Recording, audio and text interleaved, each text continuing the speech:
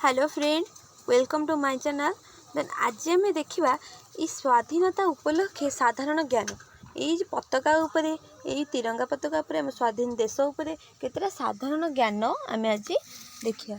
Then जीवा आम प्रथम क्वेश्चन 2021 मसीहा स्वाधीनता दिवस भारतर केतेतम स्वाधीनता दिवस केतेतम 70 72 ना 75 ना 74 जानते 75तम स्वाधीनता दिवस ठीक उत्तर हूँ 75तम स्वाधीनता दिवस।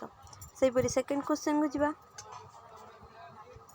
किए आम जातीय पताकार डिजाइन प्रस्तुत करते रमे बाल ना पिंगली भेंकैया ना रमतुरी सुहान ना बाल गंगाधर तिलक किए बाहर करते पिंगली भेंकैया।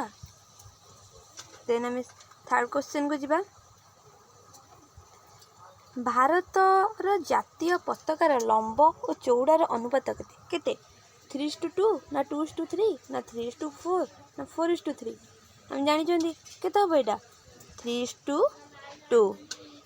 देन आम फोर्थ क्वेश्चन को जीवा स्वाधीन भारतर प्रथम प्रधानमंत्री किए थे अटल बिहारी वाजपेयी ना जवाहरलाल नेहरू ना इंदिरा गांधी ना राजीव गांधी किए थे जवाहरलाल नेहरू ना स्वाधीन पर प्रथम प्रधानमंत्री थे जवाहरलाल नेहरू।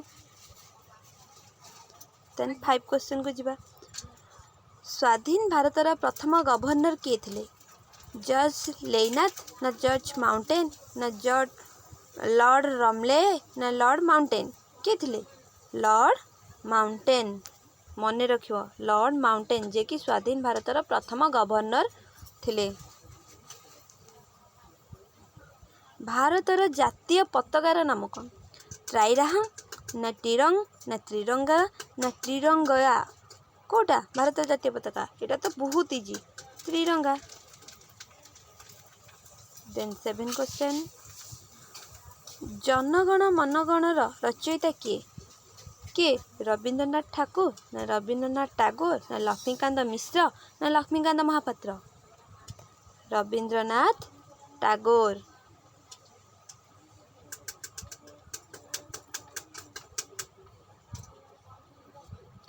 8 नंबर क्वेश्चन इनकिलाब जिंदाबाद ये स्लोगन टी किए देखिले शहीद भगत सिंह ना जवाहरलाल नेहरू ना सुभाष बोस ना लाल लजपत राय किए देथिले शहीद भगत सिंह। तेन आम 9 क्वेश्चन देखा जय हिंद स्लोगन किए देथिले महात्मा गांधी ना मधुसूदन दास ना मधुसूदन राव ना सुभाष चंद्र बोस जय हिंद स्लोगन किए देथिले